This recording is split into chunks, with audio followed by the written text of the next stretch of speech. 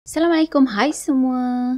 Kembali lagi bersama saya AA berbagi info dan kisah menarik. Oh, sebelum tu jangan lupa tekan tombol subscribe, tekan loncengnya juga.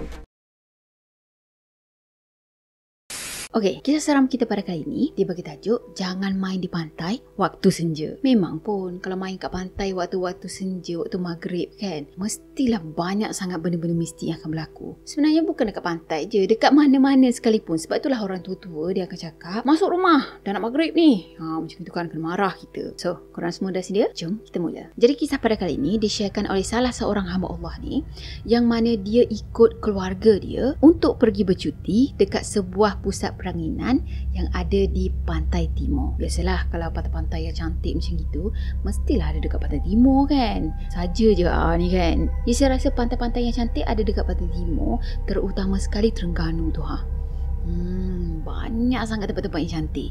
Jadi kita bagi nama samaran dia sebagai Ita. Jadi katanya sebelum dia orang bertolak nak pergi bercuti dekat pantai timur sana, ayah dia ni dah siap-siap dah tempah sebuah apartmen untuk dia orang sekeluarga menginap nanti. Memang dia dengan adik-beradiknya tak sabarlah nak pergi bercuti. Katanya maklumlah, dah lama sangat dah tak berkumpul dalam satu keluarga. Kebetulan pula pada masa tu abang dan juga akak dia ni sedang bercuti semesta. Jadi ngam sangatlah tu dia orang semua berkumpul dalam satu keluarga. Semua ada pada masa tu kan. Jadi pada hari tu diorang pun on the way lah pergi ke pantai timur sana. Perjalanan daripada rumah dia nak pergi ke penginapan tu ambil masa selama 4 jam. Dan akhirnya diorang sampai juga dekat apartmen yang diorang nak menginap tu. Katanya apartmen tu nampak macam sunyi je. Mungkin tak ramai sangatlah kot yang menginap dekat situ agaknya. Tambah pula hari yang diorang pergi tu hari bekerja. Bukan kata musim cuti ataupun peak season macam tu kan. Jadi katanya apartmen tu ada agak jauh sikit daripada jalan besar. Hampir 10 minit jugalah diorang terpaksa lalui jalan yang kecil yang penuh dengan belukar, semak samun, barulah sampai dekat kawasan parking dekat apartmen tu. Dan sebenarnya apa yang menarik dengan apartmen ni, itulah apartmen yang paling dekat dengan pantai tau. Okey, dah sampai tadi, so diorang semua pun check in. Lepas tu terus pergi ke apartmen diorang yang katanya terletak dekat tingkat 3. Jadi pada masa tu dia dengan adik-adik dia yang lain memang dah tak sabar dah nak cepat-cepat pergi letakkan barang-barang dekat apartmen sana. Lepas tu cepat-cepat jugalah keluar daripada bilik tu dan diorang plan terus nak pergi ke pantai, nak main pantai kan. Jadi selesai je diorang semua letak barang, kemas-kemas barang kat bilik dia terus ajak yang lain pergi bersia-sia dekat pantai. Tapi semua diorang ni bagi alasan letih, nak rehat dulu kejap. Lepas tu barulah pergi macam tu kan. Dah tu dia rasa macam geram lah sebab dia dah tak sabar sangat dah nak pergi main air pantai ni. Tambah pula adik-adik dia ni sebelum masuk ke bilik tadi bukan main lagi bersungguh kan. Akak dengan abang dia pun sama. Sebelum masuk bilik bukan main lagi ajak ke pantai. Nak cepat-cepat pergi pantai, nak main, nak rasa angin pantai macam tu kan. Tapi bila dah masuk bilik, bila dah landing dekat bilik tu, bermalas-malasan pula. Dah tu abang dia cakap macam ni, tak apalah, kita pergi je lah dulu. Nanti kejap lagi abang dengan akak turun. So pada masa tu abang dia tadi tengah susun-susun pakaian yang baru dikeluarkan daripada beg tau. Dah tu Ita tadi pun cuma mengangguk. Lepas tu dia sengih lah kan, boleh turun ke pantai. Lepas tu dia pun bagi tahu dengan ayah dia, bagi tahu dengan ibu dia yang dia nak cepat-cepat turun dah pergi jalan-jalan kat pantai sana. Jadi masa dia tengah turun anak tangga tu, ialah masa dia tengah leka turun satu anak tangga tadi, sempatlah juga dia perhatikan keadaan sekeliling tau. Dan dia perasan suasana persekitaran dekat situ nampak sunyi je. Seakan-akan macam tak ada penghuni lain yang menginap dekat situ kecuali dia orang. Tapi dia tak endahkan semua tu sebab yang paling penting sekarang ni dia nak cepat-cepat pergi ke pantai. Dah tak sabar sangat kan. So dia pun berlari-lari anak lah menuju ke pantai tu. Katanya seronok jugalah rasanya sebab tak ramai pengunjung masa tu. Dan hampir sejam dia ada dekat pantai, barulah dia perasan yang kata kakak dengan abang dia ni sampai situ tak sampai-sampai juga. Lepas tu dia pun terfikir lah kan, mana abang dan kakak ni kata nak turun tapi tak juga nampak batang hidungnya. Jadi dia pun tengoklah jam kat tangan ni kan. Tengok dah pukul 7 malam dah. Tak lama lagi dah nak maghrib.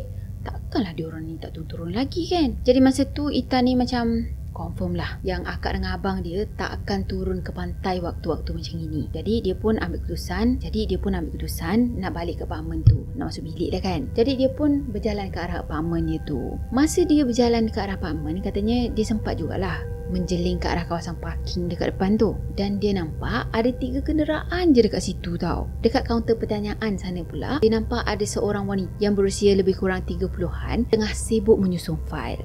Jadi wanita tu sebenarnya dia bekerja dekat situ jadi penyambut tetamu macam tu. Sebab masa ayah dia mula-mula sampai tadi pun dia jumpa dengan wanita ni juga nak daftar masuk kan. So masa tu tergeraklah juga hati dia nak bertanya. Yelah, nak pergi tanya, nak confirmkan sebenarnya berapa orang je yang tinggal dekat apartmen ni. Tapi nampak keadaan wanita tu macam sibuk je tengah susun file semua. Jadi dia pun batalkan niat dia. Masa dia nak melangkah naik ke tangga tu, nak pergi ke apartmen dia, tiba-tiba je dia tersentak tau. Dia terkejut. Sebab dekat depan dia sekarang ni, dekat satu sudut tu, dia nampak ada seorang lelaki tua yang tengah duduk dekat kerusi berhampiran, merenung je ke arah Ita ni. So Ita masa tu macam terkejut lah kan. Terkejut, lepas tu macam agak-agak creepy lah juga bila orang pandang dia macam tu. Dah tu pakcik tua ni dengan rambutnya yang kusut masai, lepas tu dipenuhi dengan uban, dan muka dia pun agak cekung tau, nampak kusam je. So pada masa tu Ita ni agak yang umur pakcik ni mungkin dah cecah dalam 70-an macam tu kot. Cuma ada benda yang pelik dengan pakcik ni. Kenapa dia ada dekat situ seorang diri je? Yelah, tak ada siapa pun yang nak temankan dia. So pada masa tu dia perhatikan lagi pakcik tadi. Dia tengok pakcik tu tak pakai slipper tau, berkaki ayam je. Pakaiannya pun nampak macam basah dan juga kotor. Dan bila dia tengok betul-betul, dia nampak pakaian pakcik ni ada semacam tanah dan juga lumpur macam tu tau. Bukan katanya nampak seakan seorang pekerja kontrak yang baru je selesai jalankan tugas dia. Jadi keadaan pakcik tu macam pekerja bangunan macam itu. Jadi keadaan pakcik yang dia nampak pada masa tu seolah-olah macam seorang pekerja bangunan yang baru je siap kerja. Kan keadaannya kotor-kotor macam tu kan. Jadi pada masa tu sebab dia nampak pakcik tadi pandang dia semacam, dan dia pun pandanglah ke arah pakcik tu balik sambil-sambil tersenyum. Seolah-olah terpaksa senyum. Yelah, orang dah tengok kita kan. Sebab pada masa tu sebenarnya dia tak tahu reaksi apa yang patut dia rasa bersalah pun ada. Cuma pada masa tu pun pakcik tadi masih lagi merenung ke arah dia dengan tajam tau. Mukanya pula nampak macam masam mencuka je. Seolah-olah macam Ita ni dah ada melakukan kesalahan yang besar dengan pakcik tu. Jadi sebab pada masa tu dia nak naik tangga kan, dan dia nampak pakcik ni ada duduk satu penjuru. So nak tak nak dia terpaksa juga lalu dekat depan pakcik tu. Jadi katanya masa dia tengah melintas dekat depan, betul-betul depan pakcik tu, dia macam bongkokkan sikit tubuh dia. Sebab yelah tanda menghormati pakcik tu lah. Tak disangka-sangka tiba-tiba je pakcik tu bersuara tau.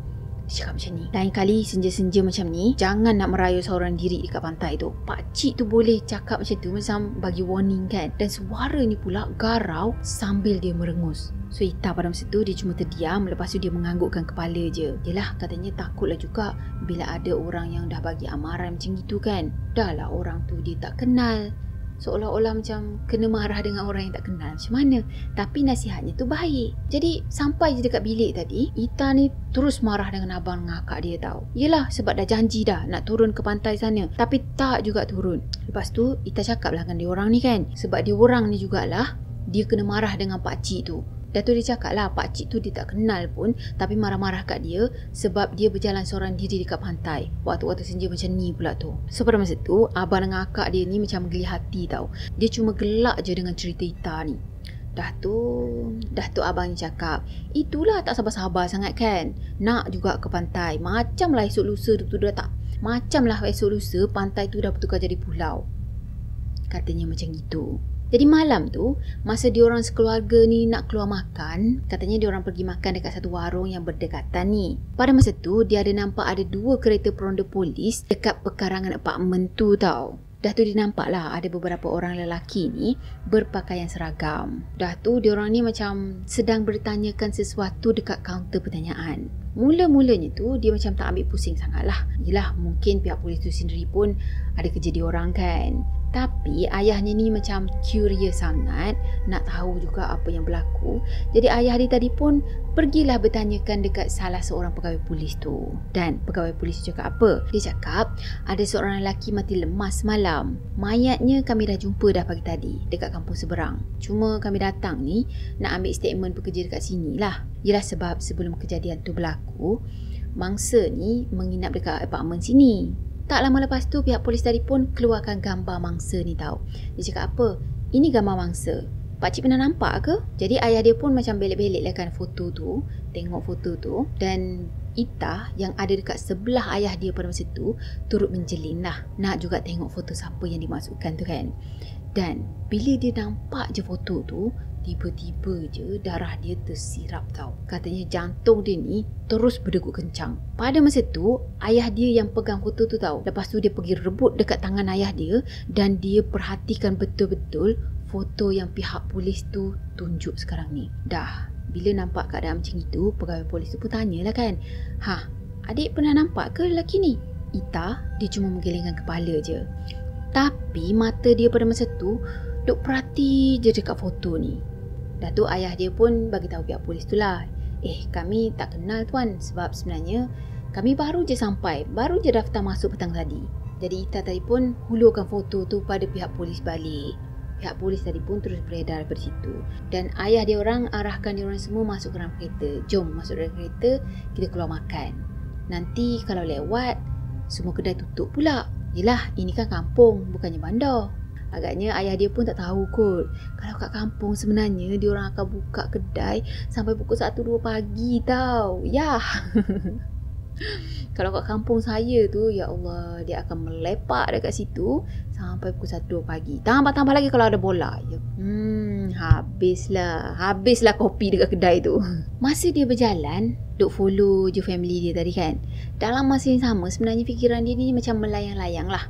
Sebab dia duk fikir, memang tak silap lagi. Gambar yang dia nampak, yang pihak polis tu tunjukkan tu, itulah gambar lelaki yang tegur dia masa dia nak naik ke bilik pada waktu maghrib tadi. Ya, gambar pakcik yang duduk, lepas tu tatap dia dengan tajam tu. Lepas tu dia sendiri pun tak tahu nak gambarkan perasaan dia pada masa tu macam mana.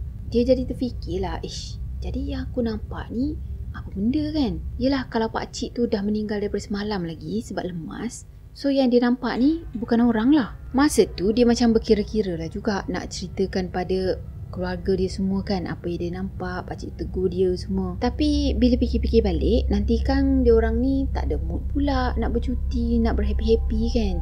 Lagipun salah dia juga, maghrib-maghrib keluar ke pantai. Dah tu, yelah mungkin pakcik tu pun berniat baik nak tegur.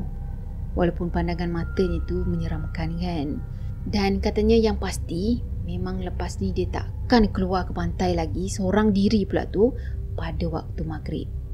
The end. Okay, itulah dia kisah kita pada kali ni. Jadi, macam yang saya cakap tadi, sebenarnya bukan kat pantai je, dekat tempat mana-mana sekalipun, pada waktu maghrib, jangan nak merayau waktu-waktu maghrib. Orang dulu-dulu kan selalu takutkan anak kan. Maghrib je masuk dalam rumah, kalau tak kena sorok dengan hantu. Maghrib je masuk dalam rumah, kalau tak nanti kena sorok dengan hantu kau. Macam gitu kan. Jadi kita orang muda-muda ni, amboi muda, dengarlah apa yang orang tu cakap. So, saya rasa sampai sini untuk video kali ni. Saya harap korang sukakan video ni. Dan macam biasa, kalau korang sukakan video ni, jangan lupa untuk tekan tombol like, comment, share dan juga subscribe. Jumpa lagi di next video. Bye-bye. Assalamualaikum warahmatullahi wabarakatuh. Bye.